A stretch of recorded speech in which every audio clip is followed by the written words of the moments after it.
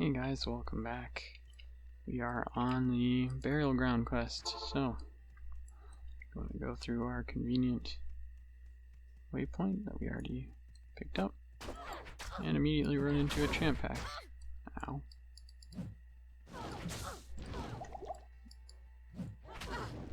Unfortunately, a spectral group as well.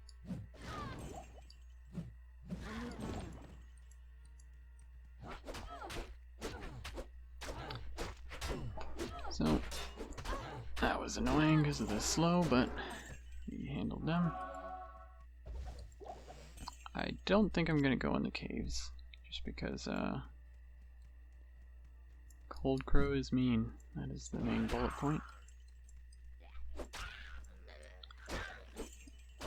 We're going to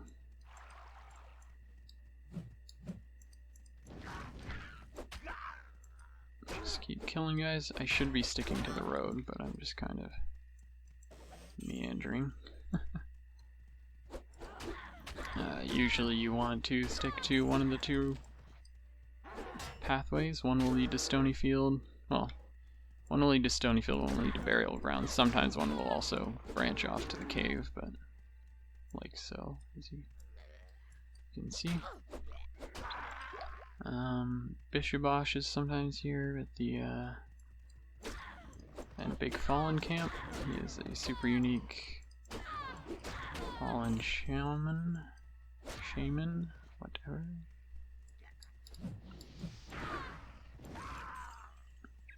Luckily, firebombs are pretty good at clearing out fallen, just because pretty much any damage that is in an AoE this early in the game is good stuff.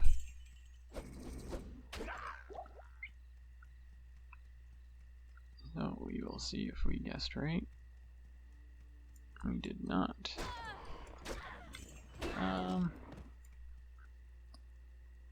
I think I'm going to carry on here though and try and find the waypoint.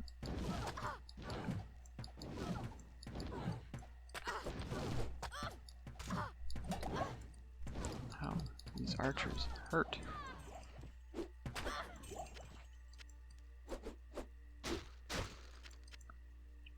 And we have Rakanishu over here. Let's see. I could save a point for burst of speed and this, but I know every 3 levels is important for Fire Blast because of the way it gives bonuses. So I'm gonna make sure I have a 3rd point in it.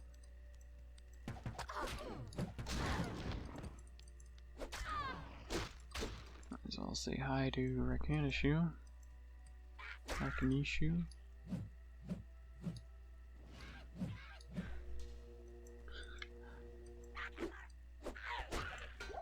It's relatively painless. He apparently really likes wolf heads. Not sure what that's about. Everyone has their hobbies, I guess.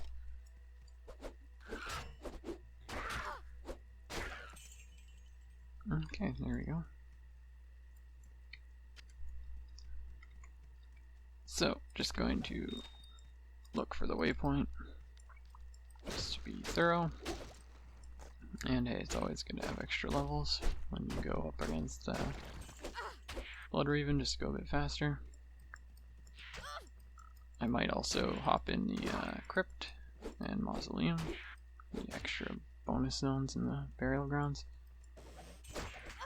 Just because I know my Paladin ended up relatively underleveled throughout the end of his playthrough, which one of the best ways to remedy that is just go in most or more of the bonus areas. I know I say that even though I just skipped the cave, but nobody likes Cold Crow.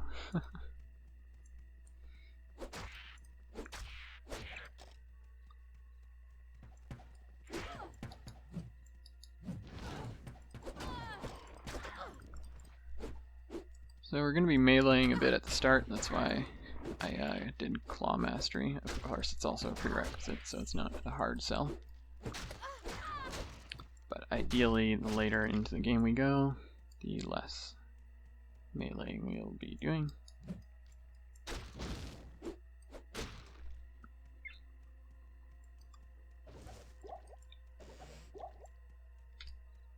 I'm not sure if I'll end up doing dual wielding or just a shield. I know on normal at least, Fade plus like something like Ancient's Pledge is pretty much max resistance on an assassin. Yeah, so we'll see what I end up doing.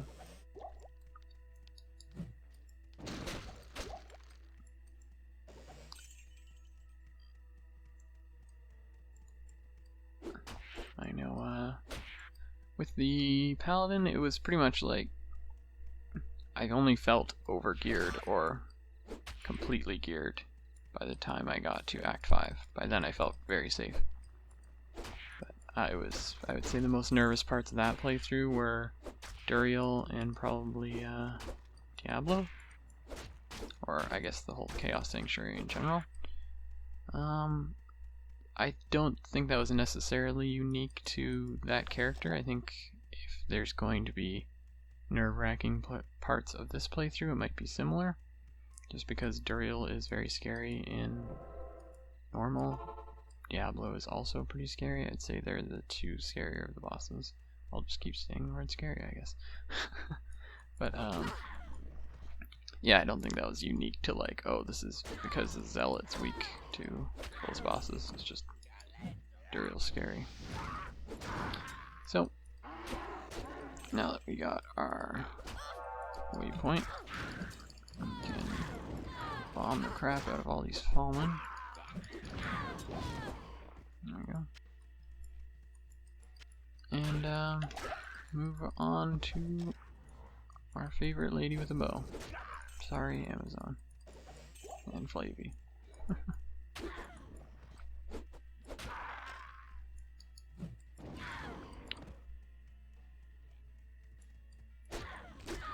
We'll see how much, or how this character ends up. I'll probably be playing the as scared as my last playthrough, because even though, well, there's kind of a trade-off. The Paladin put himself into danger more by virtue of being a melee character, but Paladins are also very defensive or they can be as a class. The Holy Shield is amazing. They're relatively high defensive stat-wise, like their health for vitality, their ability to gain resistances on shields and whatnot, as well as generally just using a shield, dexterity for high block, all those sorts of things. So while they have to put themselves into danger, they have tools to deal with it. Kind of counter to this, you could argue an assassin, especially a trap assassin I should say, doesn't need to put themselves into danger very much, but you're not as defensive. I will probably skill if I skill these things, I'm probably going to skill burst of speed or fade rather than burst of speed, even though I doubt, or as far as which one I'm going to keep on, I'm probably going to put 1 point in both, but because I have other things to skill. But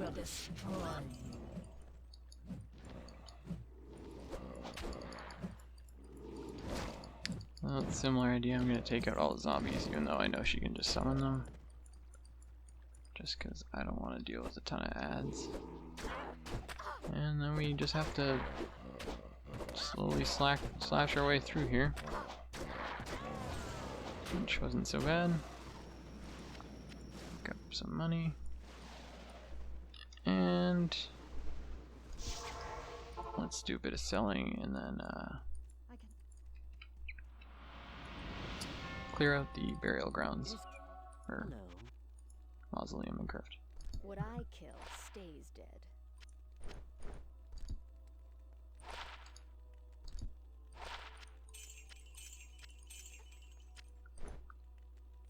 Hold on to this for our lady friend here. There we go. I'll put that to good use. And grab this, throw this in for the sake of it. And And yeah, let's just clear this out. Like I was saying, I'll probably use Fade as my main aura. Aura isn't the right term, buff. You can only have one on at a time when you're playing Assassin. Unlike, say, Shouts for Barbarians that you can stack, that kind of thing. You can only have one of these on. So, there is a bit of finessing with Assassins if you want to have it there. They have a lot of tricksy things like their Cloak of Shadows and the Mind Blasts and all that kind of stuff. We are finding quite a few charms early, which is probably for the best. These aren't particularly good, but since my slots aren't filled yet, they can pretty much be just mediocre, and I'll probably hold on to them for the time being. I'm also going to try and equip our little friend here. I don't even care if it's the worst item ever. It's better than an empty slot.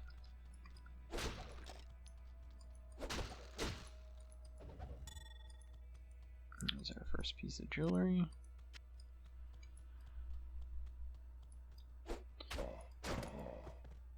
These zones are pretty good just because undead are slow and all melee, so they're not very threatening. There's also always at least one boss pack. Bonebreaker is a super unique, and there's always a magical chest to open, so they're good little small compact areas. If you're playing on higher difficulties, it is also a good zone because of the fact that the zone level is higher than average, so it allows you to find higher level equipment, essentially higher item levels.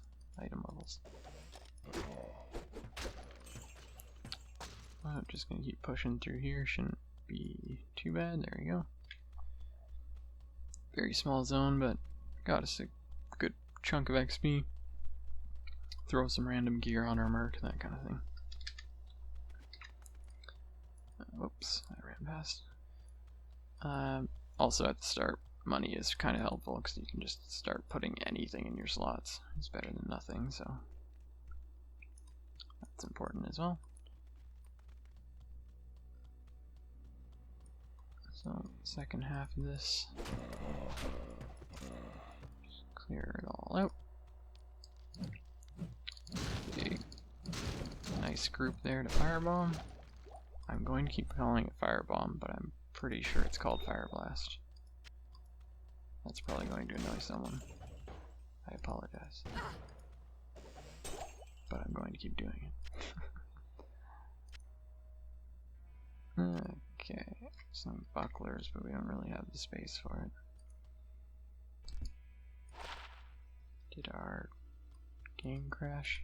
Why can't I see the stats? That is weird. I'm gonna guess the game is glitching out.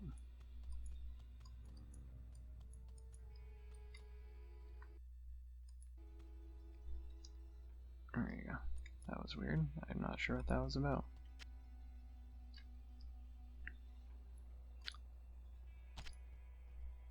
Let's put all this on. Buckler on. I'll put that to good use. And good enough.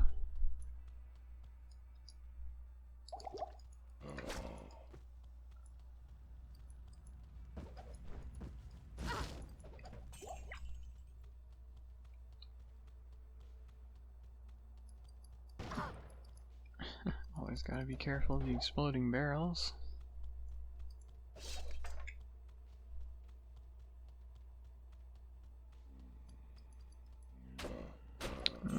Not liking our odds on getting to level 7 from clearing this. It looks like we've cleared out the bulk of it.